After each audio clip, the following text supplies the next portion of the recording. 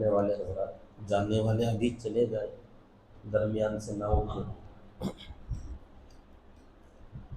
اعوذ باللہ من الشیطان الرجیم، بسم اللہ الرحمن الرحیم، انا اعطیناک الکوثر، یقیناً ہم نے آپ کو بہت بڑا خیر کثیر عطا فرمایا۔ فصل لربک وانحر، اس لیے آپ اپنے رب کے لیے نماز پڑھیے اور قربانی کیجیے۔ ان شانئک ھو الابتر، یقیناً آپ کا جو بدخواہ ہے، آپ کا جو دشمن ہے، وہی دم بریدہ ہے، دم کٹا ہوا ہے۔ محترم بزرگ عزیز دوستو، یہ جو چھوٹے چھوٹے سورے شروع ہوئے تھے، سورہ عصر یہاں سے لے کر سورہ ماعون تک، لوگوں کے اندر کی خرابیاں اور گناہ جس سے پرہیز کرنا چاہیے، اللہ نے اس کا تذکرہ کیا۔ سورہ عصر میں اجمالی طور پر فرمایا کہ نیکیوں کا ایک دوسرے کو حکم کرو اور برائیوں سے ایک دوسرے کو روکتے رہو۔ سورہ ہمزہ میں 3 گناہ بتلائے کہ لوگوں کے اندر عیب نکالنا، غیبت کرنا اور مال جمع کر کے صحیح جگہ پر خرچ نہ کرنا، یہ تینوں ویل کی جو ہے آدمی کو سزا سنانے کے لیے اللہ نے بتلایا۔ پھر سورہ فیل کے اندر جب لوگوں کو حکومت ملے، اگر طاقت ہو تو ایسی صورت میں کمزوروں پر یا دین حق کے خلاف میں آدمی کو نہیں جانا چاہیے، جیسے ابرہہ نے کیا تھا۔ اس کے بعد سورہ قریش کے اندر اللہ تعالیٰ نے جو گناہ بتلائے وہ یہ کہ لوگوں کو جو امن اللہ نے دیا ہے اور جو کھانا پانی کا اللہ انتظام کر رہے ہیں، یہ اللہ اپنی قدرت سے کرتے ہیں، بندے کی اپنی صلاحیت سے نہیں ہے۔ جب بندے کو کھانا پانی اور امن اور اطمینان کی زندگی ملی ہوئی ہے تو اسے چاہیے کہ وہ اللہ کے جو گھر ہے، گھر کے رب کی عبادت کرے، رب ھذا البیت، بیت اللہ کے رب کی عبادت کرے۔ قریش کا وہاں پر نام لیا گیا، مگر قریش کے ذریعے سے پوری انسانیت کو اللہ نے بیان فرمایا کہ جس کو بھی ہم نے کھانا دیا ہے بھوک کی حالت میں اور امن دیا ہے، اسے چاہیے کہ وہ اس گھر کے رب کی عبادت کیا کرے۔ پھر اس کے بعد کل جو سورت گزری سورہ ماعون، اس کے اندر ایک کافروں کی حالت تھی اور ایک منافقوں کی حالت۔ کافروں کی حالت وہ قیامت کے دن کا یقین نہیں کرتے، جس کا اثر ہے کہ وہ یتیموں کو دھکے دے دیا کرتے ہیں اور لوگوں کو کھانا کھلانے پر نہ ابھارتے ہیں نہ خود کھلاتے ہیں۔ یہ کافروں کی عادت ہے۔ اور منافقوں کی عادت کہ وہ اپنی نمازوں سے غفلت برتتے ہیں، نمازوں میں نہیں، کیونکہ نمازوں میں غفلت تو ہر کسی سے ہو ہی جاتی ہے، اللہ نے اس کو معاف فرمایا ہے۔ اللہ کا احسان ہے کہ الذین هم عن صلاتهم فرمایا کہ جو نماز پڑھنے کے بارے میں غفلت کرتے ہیں وہ منافقوں کی عادت ہے۔ البتہ نماز شروع کر دیں تو نماز کے اندر کبھی سہو ہو جائے، بھول ہو جائے، اللہ نے اس کو اپنے فضل سے امت کے لیے معاف فرما دیا۔ اور آخر میں چھوٹی چھوٹی چیزیں مانگی جو جاتی ہیں، استعمال کی چیزیں جس میں آدمی کا کوئی نقصان نہیں ہوتا، ایسی چیزوں سے دینے سے جو لوگ منع کرتے ہیں، اللہ نے ان کو بھی منافق کہا۔ اب یہاں سے خاص کر جو آگے کی 4 سورتیں ہیں، اس کے اندر اللہ تعالیٰ نے اپنے نبی کو اور ایمان والوں کو جو دولتیں عطا فرمائی ہیں، اب اس کا تذکرہ یہاں سے اللہ تعالیٰ فرماتے ہیں انا اعطیناک، کہ بے شک ہم نے، بے شک ہم نے، اللہ تعالیٰ فرماتے ہیں کہ ہم نے، اعطینا، ہم نے دیا، کا آپ کو، نبی جی ہم نے آپ کو دیا۔ اب یہاں اگر ہم لوگ قرآن پڑھ رہے ہیں تو اللہ نے ہم میں سے ہر ایک سے بھی بات کیا ہے۔ یہ قرآن اللہ کی بات چیت ہے، اللہ کا کلام ہے۔ فیہ ذکرکم، اللہ نے فرمایا قرآن میں تمہارا تذکرہ کیا ہے میں نے، افلا تعقلون، تم سمجھتے نہیں ہو؟ اب یہاں ہم سے بھی اللہ کہتے ہیں کہ بے شک ہم نے تمہیں دیا. ایک تو ہے ڈائریکٹ اپنے نبی سے خطاب، اور ایک ہے بالواسطہ ہم لوگوں سے بھی خطاب. اللہ فرماتے ہیں کہ ہم نے تمہیں بھی تو دیا ہے. کیا دیا؟ الکوثر. اب یہ کوثر کا معنی کیا ہے؟ لفظی اعتبار سے کوثر کا جو معنی آتا ہے کثرت، بہت زیادہ. کوثر کثرت کو بولتے ہیں، بہت زیادہ. ہم نے آپ کو بہت زیادہ دیا. اب یہ جو بہت زیادہ ہے کیا چیز ہے؟ اب یہاں مفسرین نے اس کی بہت ساری تفصیلیں فرمائی ہیں، اور خود اللہ کے نبی صلی اللہ علیہ وسلم سے صحابہ نے پوچھا کہ یہ کوثر جو اللہ نے کہا، نبی جی پہلے تو اللہ آپ سے فرماتے ہیں انا اعطیناک، کہ بے شک ہم نے نبی آپ کو دیا کوثر. تو یہ کوثر بہت زیادہ کیا چیز ہے وہ؟ تو آپ صلی اللہ علیہ وسلم نے دو طرح کی باتیں بیان فرمائی. کوثر کے معنی میں دو معنی بیان فرمائے. ایک جو مشہور ہے کہ حوض کوثر، وہ ایک حوض ہے، وہ حوض جو قیامت کے میدان میں اللہ کے نبی صلی اللہ علیہ وسلم کے لیے خاص کر آپ کے لیے حوض رکھا جائے گا، وہ قیامت کے میدان میں ہوگی. اور ایک ہے کوثر کے معنی آپ نے فرمایا خیر کثیر، بہت زیادہ خیر، بھلائی، اچھی اچھی چیزیں اللہ نے مجھے دیا. تو آپ نے فرمایا کوثر کے معنی دو ہیں، ایک دنیا میں کوثر اور ایک ہے آخرت میں کوثر.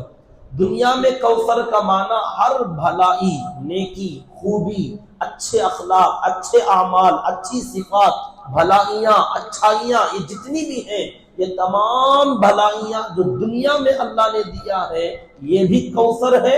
اور قیامت کے میدان میں جو حوض آپ کے لیے اللہ دیں گے وہ حوض بھی کوثر ہے.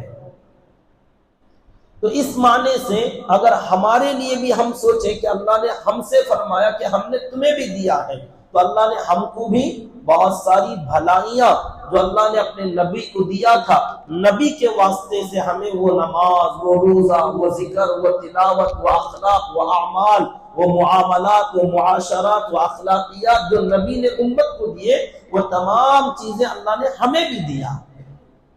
اور انشاءاللہ اللہ تعالیٰ نے اپنے نبی کو حوض کوثر کی ذمہ داری دی ہے کہ کوثر آپ کے لیے خاص ہوگی، مگر اس میں سے نبی بھر بھر کے امت کو پلائیں گے. تو وہ کوثر ہمیں بھی ملا. سمجھ رہے ہیں کہ کوثر دنیا میں ہمیں بھی ملا ہے، اور آخرت میں کوثر انشاءاللہ ہمیں بھی ملے گی، مگر اس کی ملکیت، اس کے مالک اللہ کے نبی ہیں. کہ اللہ تعالیٰ نے ہمارے نبی کو عطا فرمایا حوض کوثر، مگر نبی اس حوض کو کیا کریں گے؟ اپنی امت کو بھر بھر کے پلائیں گے. تو آقا نے فرمایا یہ جو قیامت کے میدان میں حوض کوثر ہے، بہت لمبی مسافت آپ نے بیان فرمائی کہ یہاں سے لے کر وہاں تک اتنی بڑی حوض ہے جو اللہ تعالیٰ نے مجھے عطا فرمایا ہے. اور فرمایا اس حوض کی جو مٹی ہے نیچے تہ میں، وہ خالص مشک کی مٹی ہے، خالص مشک کی مٹی. اب اس کے اندر جو پانی ہے فرمایا دودھ سے بھی زیادہ سفید اور شہد سے زیادہ میٹھا. اور وہاں پینے کے لیے پیالے رکھے ہوئے ہیں چاروں طرف اس حوض کے اندر. جیسے اجتماع گاہ ہوتا ہے، اجتماع کے اندر حوض بنائے جاتے ہیں تو اس کے اندر لوٹے ڈالے جاتے ہیں، جگہ جگہ اس کے اندر رکھے ہوئے تیر رہے ہوتے ہیں. تو اس کے یہاں بھی بہت سارے لوٹے ہیں. آپ نے فرمایا اس کے لوٹے اتنے زیادہ ہیں جیسے آسمان کے ستارے. آسمان میں جیسے ستارے انگنت نظر آتے ہیں، میرے حوض پر اتنے زیادہ پیالے ہوں گے، کیونکہ وہاں پینے کے لیے بھی لوگ آئیں گے اتنے زیادہ. اور جب اتنے لوگ آئیں گے تو اپنی مرضی سے کوئی پی نہیں پائے گا. جیسے یہاں حوض کے پاس جائیں تو جو چاہے ہاتھ ڈال دے.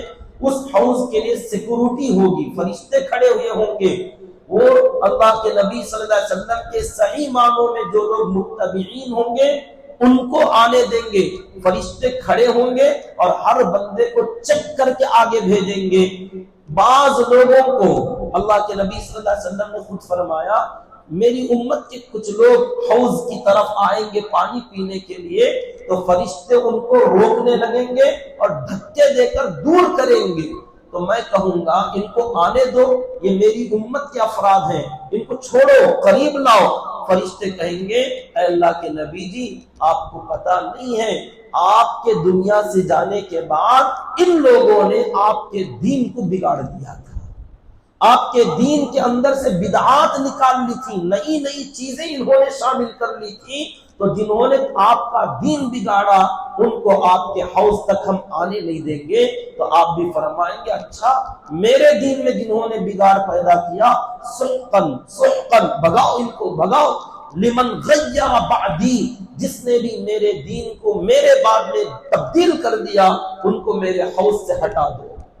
تو ہر بندہ نہیں پی پائے گا، جو اللہ کے نبی کے طریقے پر آپ کی محبت میں زندگی گزارا ہوگا، سنتوں کے طریقے پر زندگی گزارا ہوگا، اس حوض کے پاس اسے انٹری ملے گی اور وہاں سے اللہ کے نبی صلی اللہ علیہ وسلم اپنے ہاتھوں سے بھر کر پلائیں گے۔ وہ حوض جو ہے میدان محشر میں ہوگی۔ ایک فرق سمجھے، ایک ہے میدان محشر، دوسری ہے میدان محشر میں حساب کتاب ہونے کے بعد جب لوگ جنت یا جہنم میں اپنی اپنی جگہ چلے جائیں گے۔ جنت میں جانے کے بعد وہاں ایک نہر ہے، اس نہر کا بھی نام کوثر ہے۔ جنت میں نہر کوثر ہے، میدان محشر میں حوض کوثر ہے۔ حوض ایک جگہ پانی جہاں جمع کیا جاتا ہے وہ حوض ہے، اور نہر جو جاری پانی رہتا ہے جس کے اندر پانی بہتا رہتا ہے وہ اللہ کے عرش کے نیچے سے ایک نہر نکلتی ہے اور جنت میں دوڑ رہی ہے۔ آقا نے فرمایا وہ جو نہر ہے جنت میں وہ گڑھے میں نہیں دوڑے گی، زمین کے اوپر دوڑے گی۔ دنیا کی نہریں گڑھا بناتی ہیں، نیچے زمین کے نیچے سے بہتی ہیں، جنت کی نہریں زمین کے اوپر سے بہتی ہیں۔ کوثر کے بارے میں آپ نے فرمایا زمین کے اوپر سے بہ رہی ہوگی مگر پانی ادھر ادھر نہیں پھیلے گا، وہ اللہ خود اس کا انتظام فرمائے ہوں گے، کیا انداز ہوگا۔ اب وہ جو نہر ہے جنت میں اور میدان محشر میں ہے گڑھا حوض، اس حوض کے لیے اللہ تعالیٰ جنت کی نہر کے 2 پرنالے بنائے ہیں، وہاں سے پانی آ کر حوض میں گر رہا ہوگا۔ خود اللہ کے نبی صلی اللہ علیہ وسلم نے حدیث میں یہ ساری چیزیں بیان فرمائی کہ میدان محشر میں جب میری حوض وہاں رکھیں گے اللہ تعالیٰ، اس حوض میں پانی گر رہا ہوگا 2 پرنالوں کے ذریعے سے، وہ جنت کی نہر سے آئے گا اور پانی اوپر سے گر رہا ہوگا، حوض میں پانی بھر رہا ہوگا اور میں بھر بھر کے پلا رہا ہوں گا، اور پینے والے بھی بہت زیادہ اور پینے کے پیالے بھی بہت زیادہ۔ میدان محشر میں لوگ پیاس سے تڑپ رہے ہوں گے، جس کو میں ایک بار پانی پلا دوں اس کے بعد دوبارہ اسے پانی کی ضرورت نہیں پڑے گی، پیاس ہی نہیں لگے گی ہمیشہ کے لیے۔ حوض کوثر کا پانی اتنا قیمتی ہے کہ ایک بار جس نے پی لیا پھر دوبارہ پانی نہیں مانگے گا، پینے کی ضرورت نہیں پڑے گی۔ پھر بھی جنت میں نہریں ہوں گی تو بندہ وہاں صرف مزے کے لیے پیے گا۔ جیسے دنیا میں کھانے پینے کی چیزیں 2 ٹائپ کی ہوتی ہیں، ایک تغذین کھاتے ہیں، دوسرا تفقہن کھاتے ہیں۔ کھانا پینا غذا کے طور پر کہ بھوک لگی، پیاس لگی تو پیاس بجھانے کے لیے پینا، بھوک مٹانے کے لیے کھانا، یہ تغذین غذا کے طور پر کھاتے پیتے ہیں۔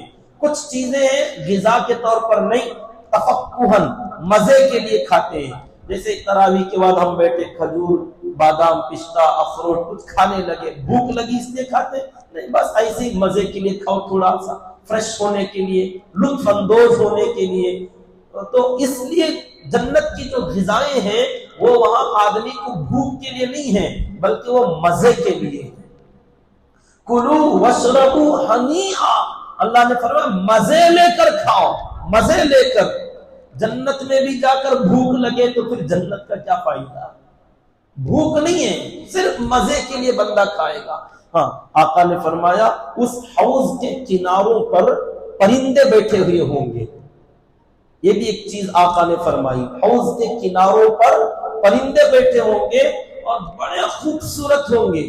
تو حضرت عمر رضی اللہ تعالی عنہ نے پوچھا, اے اللہ کے نبی صلی اللہ علیہ وسلم, وہ پرندے کیا حسین ہوں گے, کیا جمیل ہوں گے, کیا خوبصورت ہوں گے, جو آپ کی حوض کے پاس جیسے پانی کا گڑھا ہو, کنواں ہو, تالاب ہو, پرندے آ کر بیٹھ رہے ہوتے ہیں, طرح طرح کی پانی کی مرغیاں ہوتی ہیں, بگولے ہوتے ہیں, مور ہوتے ہیں, طرح طرح کے پرندے. تو آپ کی حوض کے پاس جو پرندے ہوں گے وہ کیا ہوں گے, کیسے ہوں گے, کیا خوبصورت پرندے ہوں گے. آقا نے فرمایا عمر دیکھنے میں خوبصورت اور کھانے میں بڑے مزیدار, کھانے بھی دیا جائے گا ان پرندوں کو, تو بڑے لذیذ پرندے ہوں گے. مگر کون سے پرندے آپ نے نام نہیں بتایا, وہ پرندے الگ مخلوق ہے وہاں کی, وہ تو محشر کی ہے, میدان محشر کی, قیامت کی. تو بہرحال صرف کوثر, اگر جنت کی نہر, میدان محشر کی حوض اور نبی کو جو اللہ نے خاص کر عطا فرمایا, یہ اگر مراد لیا جائے تو یہ ہمارے نبی کے لیے خاص ہے, جو اللہ نے فرمایا انا, بے شک ہم نے, اعطیناک, آپ کو عطا کیا, الکوثر, ایک تو ہے وہ حوض اور وہ نہر, اور دنیا میں ہے خیر کثیر, ہر قسم کا خیر ہم نے آپ کو عطا کر دیا. تو دنیا میں اللہ کا نام لینا, ذکر کرنا, قرآن کی تلاوت کرنا, سجدہ ریز ہونا, امر بالمعروف اور نہی عن المنکر کرنا, جہاد فی سبیل اللہ کرنا, سیکھنا اور سکھانا, تعلیم و تعلم کرنا, اخلاق حسنہ, یہ تمام چیزیں بھی وہ لذت والی نعمتیں ہیں جس کا مزہ دنیا میں ہے, اور یہی چیزیں آخرت میں کھانے پینے کی شکل میں متمثل ہو کر بندوں کے سامنے آئیں گی. اور ہمارے لیے اگر کہیں تو اللہ نے فرمایا انا, اے لوگوں ہم نے, اعطیناک, تم کو ہم نے دیا ہے, الکوثر, بہت زیادہ خیر. یہ جو نعمتیں ہیں یہ کوثر ہیں, اور آخرت میں تم کو نبی کے ذریعے سے کوثر تمہیں بھی ملے گا اگر اس راستے پر رہو گے تو. آگے اسی لیے اللہ نے فرمایا یہ خیر کثیر اور حوض کوثر کا پانی کسے ملے گا, جب ہم نے اتنی بڑی دولت تم کو دی ہے تو ریٹرن بدلے میں تم بھی تو کچھ کرو. فصلی لربک, سب سے بڑی عبادت. کل بھی جو بات آئی کہ جو لوگ نمازوں سے غفلت کرتے ہیں, منافق ہیں, پڑھا تو پڑھا نہیں تو نہیں پڑھا, دکھاوے کے لیے, لوگ دیکھ رہے تو آگے, لوگ نہیں دیکھ رہے تو چلے گئے. تو اللہ نے یہاں بھی فرمایا اتنی بڑی نعمت اگر ملنی ہے تو بدلے میں تم دنیا میں کچھ کر لو. کیا ہے؟ فصلی, نماز. فصلی لربک, اگر حوض کوثر پہ آنا چاہتے ہو اور نبی جی ہم نے آپ کو اتنی بڑی دولت عطا فرمائی تو آپ بھی کیا کیجئے, فصلی لربک, صرف اپنے رب کے لیے نماز پڑھو. جیسے سورہ ماعون کے اندر الذین هم یراؤن, دکھلاوا کرتے ہیں, دکھلاوے کے لیے نہیں, نماز پڑھو تو رب کے لیے پڑھو کہ میرا رب دیکھ رہا ہے. حدیث میں آتا ہے جب تم نماز میں کھڑے ہو تو یوں تصور کرو کہ تمہارا رب تمہارے سامنے ہے. مشکات شریف کی حدیث ہے کہ اگر نماز کی حالت میں بلغم آ جائے, تھوک آ جائے, کبھی ہوتا ہے جیسے ہم قرات پڑھتے پڑھتے پھنس جاتا ہے تو کھنکارتے ہیں, تو بعض مرتبہ گندگی نکل جاتی, تھوک وغیرہ, حالانکہ پاک ہے, وہ ناپاک نہیں مگر کراہت ہوتی ہے. نبی نے فرمایا پہلے اس زمانے میں اگر نماز کی حالت میں تھوک آ جائے, بلغم آ جائے, تو سامنے کی طرف نہ تھوکو. مسئلہ ہے نماز کی حالت میں تھوک سکتے ہو مگر سامنے نہیں, دائیں طرف یا بائیں طرف, رائٹ یا لیفٹ میں تھوکا کرو, سامنے نہ تھوکو. حدیث ہے, مگر آپ لوگ مت تھوکو. آپ کے دائیں بائیں مصلی ہوتے ہیں, اور ان مسجدوں کا وہ مسئلہ نہیں ہے. پہلے جو مسجدیں بنائی جاتی تھی نیچے بالو, ریت, مٹی ہوتی تھی, مٹی پر پڑتے تھے, تو لوگ مٹی پہ تھوکتے اور پیر سے مٹی ڈال دیتے, بند ہو گیا, دفن ہو گیا, ختم. حدیثیں اس کی بہت ساری ہیں مشکات شریف کے اندر کہ ایک جگہ آپ نے مسجد میں تھوک دیکھا اور اس نے بند نہیں کیا تھا, اس کے اوپر مٹی نہیں ڈالا تھا, آپ ناراض ہو گئے, چہرے پر غصے کے آثار آئے, اور فرمایا جب کوئی تھوکے تو اس کو مٹی ڈال کر دفن کر دو، اور آپ نے خود اس کے اوپر مٹی ڈال کر دفن کر دیا۔ تو پہلے کی جو مسجدیں تھیں کچی مسجدیں تھیں، تو اس کا مسئلہ آپ نے بتلایا۔ ہاں میں یہ عرض کر رہا تھا کہ دائیں یا بائیں تھوکا کرو، سامنے نہیں، کیونکہ سامنے تمہارا رب ہوتا ہے۔ نبی نے یہ چیز بیان فرمائی۔ حالانکہ اللہ ہر جگہ موجود ہے، لیکن نماز کی حالت میں بندے کو یہ سوچنا چاہیے کہ میرا اللہ میرے سامنے ہے اور میں اس سے بات چیت کر رہا ہوں۔ جیسے سورہ فاتحہ کا ترجمہ میں نے بتایا، اور یہاں ہر سورے کا ترجمہ اسی لیے بتا رہے کہ ہم اللہ سے بات چیت کر رہے ہیں، اور بات چیت جب ہوتی ہے تو سامنے سے بات ہوتی ہے، پیچھے سے نہیں۔ تو نبی نے یہ تصور دیا کہ سامنے تمہارا رب ہے، فصلی لربک، تو تم ہاتھ اٹھا رہے ہو تو یہ کہو کہ میں تیرے لیے ہاتھ اٹھا رہا ہوں، تیرے سامنے میں عاجز ہوں، تیرے علاوہ کسی کے سامنے عاجز نہیں ہوتا، اے اللہ تیرے سامنے، اللہ اکبر، تو سب سے بڑا ہے۔ اس تصور کے ساتھ آدمی رکعت باندھے اور اس کے بعد ثنا پڑھے، اللہ کی حمد و ثنا بیان کرے، گنگناتا، دھیرے دھیرے دھیرے دھیرے بولتا، کیوں؟ کیونکہ وہ سامنے ہے، آگے ہمارے موجود ہے، شہرک سے قریب ہے، تم دھیرے دھیرے زبان چلاؤ، وہ اللہ تمہاری سرگوشی سن رہا ہے۔ سورہ فاتحہ پڑھو، وہ تمہیں اس کا ریپلے کرتا ہے، جواب دیتا ہے، ہر سورے کے معنی سمجھ کر تم پڑھا کرو، اللہ سے بات چیت کر رہے ہو۔ تو فرمایا فصلی لربک، اپنے رب کے لیے نماز پڑھو، اور جب سجدے میں سر رکھو ایسا تصور ہو کہ رب کے پاؤں میں میرا سر رکھا ہوا۔ یہ تصور، امیجنیشن ہو آدمی کا، کہ گویا یہ انداز ہو کہ میرا رب ہے، اس کے پاؤں ہے، حالانکہ ویسا نہیں ہوتا۔ سوچے بندہ کہ میرے رب کے قدموں میں میرا سر ہے، میرا ماتھا ہے، میری سب سے عظیم چیزیں اللہ کے قدموں میں رکھ رہا ہوں۔ اس تصور کے ساتھ بندہ رب کے سامنے سجدہ ریز ہو۔ فرمایا فصلی لربک، نماز پڑھو تو رب کے لیے پڑھو، دکھاوے کے لیے نہیں۔ تو اس نماز میں جان پیدا ہوتی ہے۔ وانحر، پھر فرمایا قربانی کرو۔ قربانی یہاں مطلب ہے ہر چیز کی قربانی، ایک تو جانوروں کی قربانی، مویشی کی قربانی، مال کی قربانی، اور ہر بری عادت کی قربانی دو اللہ کے لیے۔ جب اللہ تمہیں اتنی بڑی دولت دے رہا ہے تو ہر نعمت کی قربانی رب کے لیے دے دیا کرو۔ نماز، وانحر، اور قربانی مطلب زکوٰۃ۔ زکوٰۃ بھی مراد ہے، جانوروں کی قربانی بھی مراد ہے، نماز میں خضوع بھی مراد ہے، عاجزی، تواضع، انکساری بھی مراد ہے، اور ہاتھ سینے پر باندھنا، یہ بھی ایک حدیث موجود ہے نحر کے معنی۔ بہرحال اس کی بھی بہت ساری تفصیلیں کہ اپنے رب کے لیے نماز پڑھا کرو اور رب کے لیے قربانی دیا کرو۔ ان شانئک هو الابتر، یقیناً، بے شک۔ ایک ہے شروع میں انا کھینچا تو اس کا معنی ہے بے شک ہم نے، دوسرا آخر میں ان بے شک، تو یہاں کھینچیں گے نہیں۔ لوگ ترجمہ پڑھتے وقت جو ہے غلطی کرتے، معنی نہیں معلوم ہونے کی وجہ سے۔ انا اعطیناک الکوثر، یہ بھی ہے، آخر میں انا شانئک، یہ انا نہیں ہے، دونوں الگ الگ ہیں۔ انا بے شک ہم نے، آخر میں ان بے شک، تو یہ فرق آتا ہے۔ دیکھو ذرہ کھینچ لیا تو معنی بدل گیا، نہیں کھینچا تو معنی بدل گیا، زبر زیر پیش بدلیں گے معنی بدل جائے گا۔ یہاں کسی نے کھینچ لیا ان، ایسے اس کے بعد شانئک، شانئک، شانی ان ہے، یہ شانی ان، شانی ان کے معنی تمہارا دشمن، شانی، شانی کے معنی ہے دشمن، شان کے معنی ہے حالت، عزت، تمہاری کیفیت۔ اب اگر کسی نے یہاں ان شأنئک اگر کہا، شأنئک، شأن، کہ تمہارا رب فی کل یوم ہوا فی شأن، شأن کے معنی ہے حالت۔ اب بعض لوگوں کو یہ صحیح یاد نہیں ہوتا، ان شأنئک پڑھ دیا تو نماز ٹوٹ جاتی، شأنئک اگر پڑھے تو نماز ہوتی نہیں۔